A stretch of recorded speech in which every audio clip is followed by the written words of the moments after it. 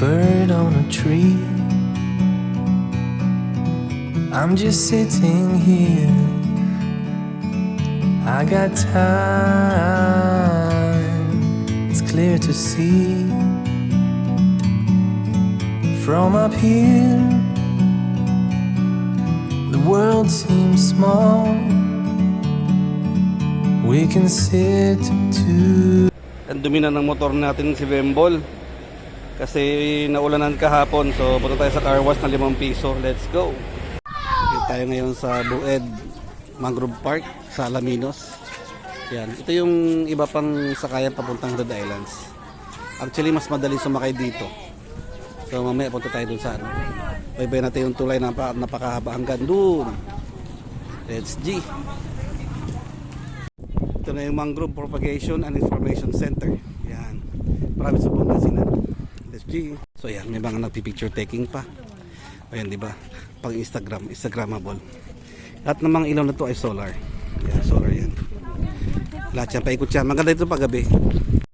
Malaking bagay yung mangrove kasi nagiging tahanan din yan ng mga isda. Iba-ibang klaseng isda. Mga limango, mga iba-ibang isdang nabubuhay dyan. No? I think lapu-lapu din yata. May lapu-lapu din siya. Mahaba-haba rin to. So nung time na punta ko rito kasi, doon ako pumunta sa may mismong taniman doon kung saan nila pinapalaki yung mga siblings ng ng mga mangrove na yan. Napakaraming klase yan. So panoorin yun doon sa dati kong vlog, or isasama ko dito yung ibang clips nun. Ayan, tumutubo na yung mga bagong tanim nila. So mga ilang years pa, puno-puno na rito. Ito ay magiging kapareho na rin ito sa side na to. Ayan o, shout out sa mga natatanim doon. Itong side na to, dinagdag nila to, medyo malalaki na rin siya. Ayan, kasi para maging eskwalado siya. Ganda. Ang ganda nila magtanim. Eskwalado yung pagkakatanim nila. Shout out sa kanila, mga taga Mangrove Park. Meron nang naunang tumubot sa bandaron. So siya yung pinakapanganay nila lahat. Napaka-presko ng hangin at baka hindi nyo alam, Red Islands na po yan, yung side na yan. Yan o, nandiyan yung mga bundok-bundok ng Red Islands. Ang ganda niya. Dito na tayo sa may bandang paliko kung saan kabilaan ay malagong-malago na yung mga mangrove. Ayan o, ang ganda, di ba? Papasukin mo ito ngayon o. Oh, di ba? Ang ganda. Diyan dumadaan yung mga, di ba, iniwanan lang mga tsinelas nila. Yung mga farmers nila, mga plant technician, dito sila dumadaan. Ayan o. Dihagdaan ng papunta doon. Meron silang nilagay na basura sa kalagitnaan para kung may dala kang bitbit at naubusan ka ng tubig na, pwede mo na itapon doon. Aside na to, meron silang nilagay na rito na information o. Soneratia alba, pagatpat kung tawagin sa Tagalog. Ang ganda rin siguro dito pag umaga at saka sa gabi kasi marami siyang mga ilaw. Sa umaga naman, sunrise. O sa gabi, sunset. Ang ganda kasi napaka-healthy. Kasi yan, dagat yan part ng dagat. Tapos mga mangrove trees. Ayan o. Mahaba pa to. Tingin ko mga nasa 2 hanggang 3 kilometro ito. Ito naman ang Rhizophora apiculata. Yung bakawan naman na lalaki. Ito naman ay Rhizophora stylosa o bakawan bangkaw. Ayan o. Namumunga din pala ang mangrove, no? Yan o, para siyang beans. Oh. Kaya lang di ko alam kung pwedeng kainin. Ibang klase mga bakawan dito, parang nakadesign talaga siya sa gilid siya. Oh. Matangkad siya at mahaba siya. Oh. Ayan, oh. Matatangkad siya na payat. Sarap mag-exercise dito sa kahabaan na yun. Sulit na exercise mo, salo sa mga tumatandang katulad natin. Masarap mag-exercise dito. Napaka-healthy. Ganda rin ng mga paa niya, oh. Nakalutang siya sa siguro low tide ngayon. Para siyang alien, oh, ang haba ng mga ugat niya. Sayang naman yung mga ibang ilaw, siguro may sumira tumutulak dito. Huwag niyo naman sirain pag napadaan kayo dito. Isang klase niya, oh. Cereopsepeliania o malatanggal. Malapit na tayo sa dulo, takbuhin ko na. Woo!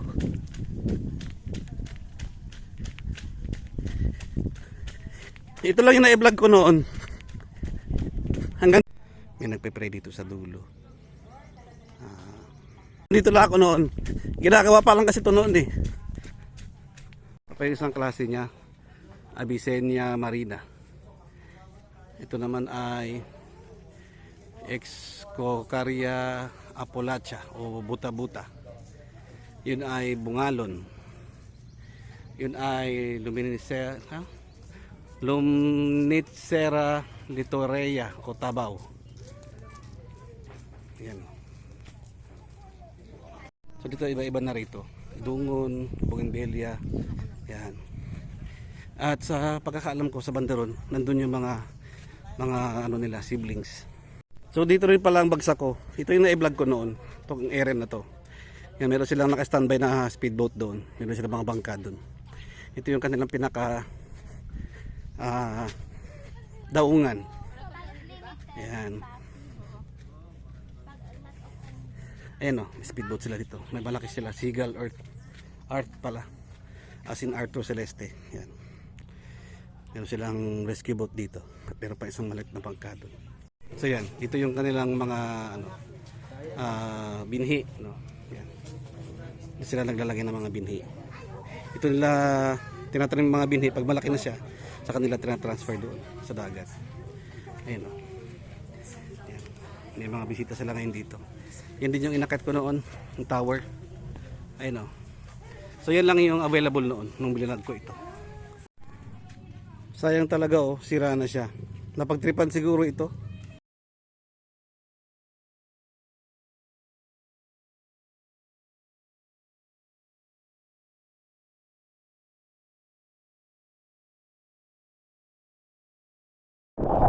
Ayan, oh, ang ganda ng mangrove. Lagyan ko na ito ng music. Ayan yung pinaka ano niya, view deck. Yan, yun yung daungan.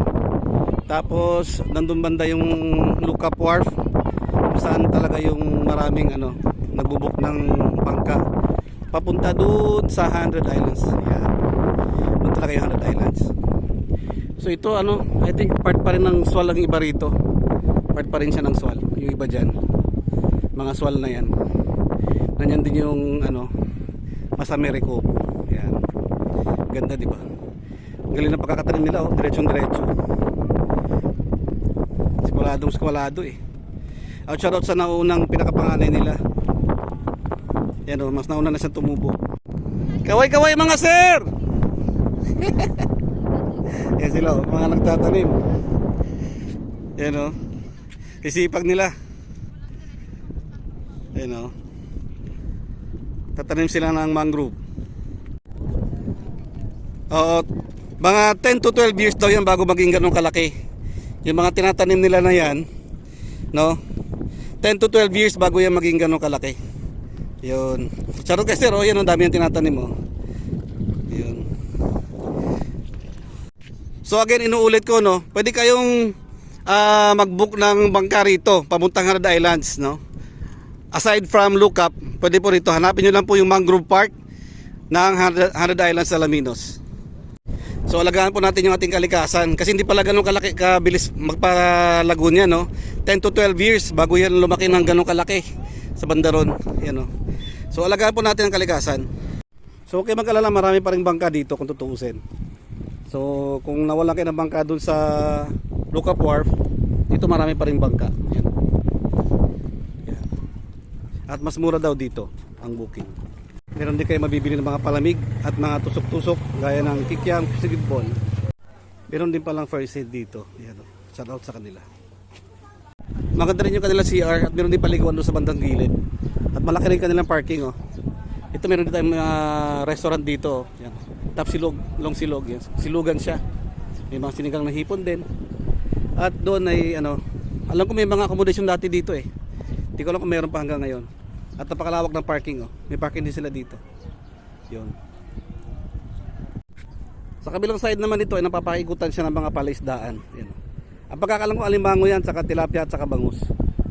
Yan, at saka hipon. Meron din kayo mabibili mga salbabida rito, mga swimsuit, pasalubong at mga ukay-ukay. So halos kompleto rin dito. Pag nakita nyo ang arko na yon, yan, oh, ilalapit ko. Yan, hindi kayo naliligaw. Ito yon, ito na yon. Sir, maliban sir sa parking, magkano sir yung booking ng bangka rito? Booking sir, 250 lang sir, hanggang 200 lang. Per head? Per head sir. 200 hanggang 250 per head. Oo sir. Yun. So maganda, mas mura dito, no, kaysa Lookout, no? malaki. Kompleto rin dito, meron ding insurance, naka-register din sa tourism. Oh, meron din sir. Oh, malaki din ang parking. Halos dito na rin lahat. Tsaka hindi siya congested dito, no? Ano pangalan niyo pala, sir? Aris sir. Aris. Shout out sa inyo, sir. Ano pa? Thank you, sir.